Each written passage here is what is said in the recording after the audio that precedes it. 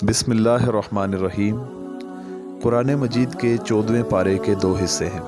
पहला सूरह हिज्र मुकम्मल और दूसरा सूरह नहल मुकम्मल।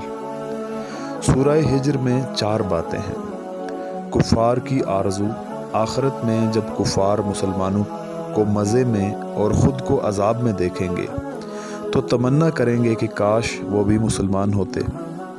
कुरान की हिफाजत, अल्लाह ताला ने क़यामत तक के लिए कुरान की हिफाजत का ज़िम्मा ले लिया।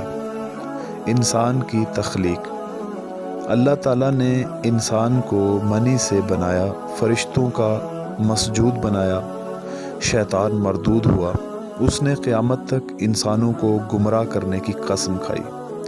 3 किस्से। पहला किस्सा, हज़रत इब्राहीम अलैहिस्सलाम को फरिश्तों ने आकर बेटे की खुशखबरी दी। इस वक्त इनकी अहलिया बहुत बूढ़ी हो चुकी थी, बज़ाहिर ये वलादत की उम्र ना थी, इसलिए आपको बेटे की खुशखबरी सुनकर खुशी भी हुई और ताज्जुब भी हुआ। फरिश्तों ने कहा, हम आपको सच्ची खुशखबरी सुना रहे हैं, आप मायूस ना हों। आपने फरमाया कि अल्लाह की रहमत से मायूस होना तो सिर्फ गुमराहों का काम है। दूसरा किस्सा, फरिश्ते हज़रत इब्राहीम अलैहिस्सलाम को खुशखबरी सुनाकर हज़रत लूत अलैहिस्सलाम की खिदमत में हाज़िर हुए और उनसे दरख्वास्त की कि आप अपने घर वालों के साथ लेकर रात ही को इस बस्ती से निकल जाइए, क्योंकि आपकी बस्ती वाले गुनाहों की सरकशी में इतने आगे निकल गए हैं कि अल्लाह ताला ने इनके नापाक वजूद से ज़मीन को पाक करने का फ़ैसला कर लिया है। इन लोगों की जड़ सुबह सुबह होते ही काट दी जाएगी। तीसरा किस्सा, अस्हाबुल हिज्र, इनसे मराद कौम समूद है।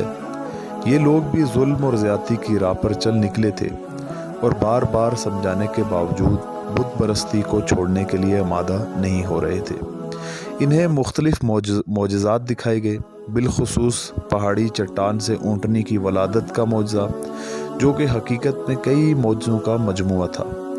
ऊँटनी का चट्टान से बरामद होना, निकलते ही इसकी वलादत का करीब होना, इसकी जिसामत का गैर मामूली बड़ा होना, इससे बहुत ज़्यादा दूध का हासिल होना। लेकिन इन बदबख्तों ने इस मोजज़े की कोई कदर न की।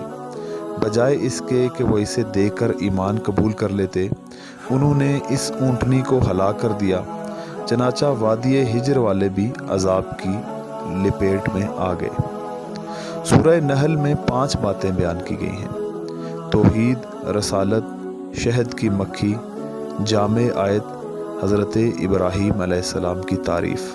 तौहीद, अल्लाह ताला ने ज़मीन को फ़र्श और आसमान को छत बनाया, इंसान को नुतफ़े से पैदा किया, चौपाए पैदा किए जिनमें मुख्तलिफ मुनाफे भी हैं और वह अपने मालिक के लिए फ़ख्र और जमाल का बाइस भी होते हैं। घोड़े, खच्चर और गधे पैदा किए जो बार बर्दारी के काम आते हैं और उनमें रौनक और जीनत भी होती है। बारिश वही बरसाता है, फिर इस बारिश से जैतून, खजूर, अंगूर और दूसरे बहुत सारे मेवाजात और गल्ले वही पैदा करता है।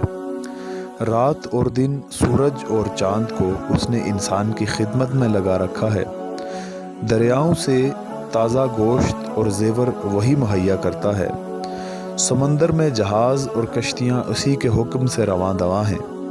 अगर अल्लाह की नेमतों को शुमार करना चाहें तो शुमार नहीं कर सकते। रिसालत, नबी अलैहिस्सलाम को हुक्म दिया गया है कि आप लोगों को हिकमत और मौइज़तुल हसना के साथ अल्लाह की तरफ बुलाएं और इसकी राह में पेश आने वाले मसाइब पर सब्र करें। नीज़ आपको सब्र करने और तंगदिल न होने की तलकीन की गई। शहद की मक्खी, शहद की मक्खी का निज़ाम बहुत अजीब होता है। ये अल्लाह के हुक्म से पहाड़ों और दरख्तों में अपना छत्ता बनाती है। ये मुख्तलिफ़ किस्म के फलों का रस चूसती है, फिर इनसे अल्लाह ताला शहद निकालते हैं जिसके रंग मुख्तलिफ होते हैं और इस शहद में अल्लाह ने इंसानों के लिए बीमारियों के लिए शिफा रखी है। जामे आयत, इस सूरत की आयत नंबर 90 में 3 बातों का हुक्म दिया गया है اور 3 باتوں سے منع کیا گیا ہے۔ عبادات اور معاملات میں عدل، ہر ایک کے ساتھ اچھا سلوک اور قرابت داروں کے ساتھ تعاون کرنے کا حکم دیا گیا ہے۔ منع کردہ کاموں اور ظلم کرنے سے روکا گیا ہے۔ حضرت ابراہیم علیہ السلام کی تعریف۔ حضرت ابراہیم علیہ السلام زندگی بھر